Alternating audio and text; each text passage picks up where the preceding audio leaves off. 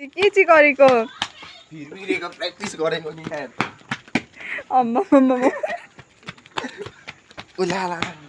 साथीहरू यहाँ देख्न सक्नुहुन्छ तपाईहरुले म चाहिँ यहाँ थाङ्रा उखाल्नु पर्ने छ सिङ्गीको आमाले चाहिँ यहाँ थाङ्रा खुर्किनु हुँदैछ र मैले चाहिँ उखाली पनि सके यहाँ भने चाहिँ बिटा बिटा बनाएर मैले चाहिँ बोक्दैछु है यो चाहिँ लास्ट ट्रिप हो योसँग चाहिँ मैले 6 वटा चाहिँ यस्तो बिटा बिटा बोके अन्त सबैभन्दा लास्ट ट्रिप हो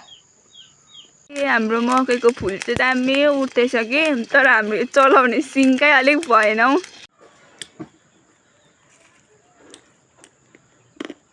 आमाले चाहिँ मकै भुटिसक्नु भएछ नि त अन्त मग ल्याएर दिनुभयो अन्त म चाहिँ यहाँ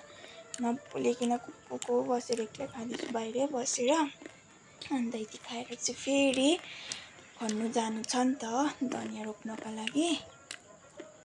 सिबीको थाङ्रा उखालिसकेर बोकी पनि सक्यौँ र अब यहाँनिर चाहिँ हामी खनेर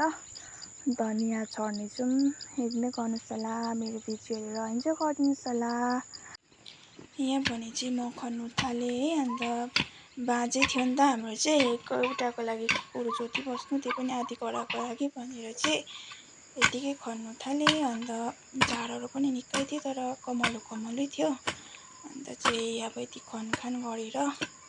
धनिया छरिहाल्नु पर्ने छ पनि सकेर ड्याङ पनि हानेको छ अब यो माटो मिलाएर चाहिँ धनिया छर्नु छ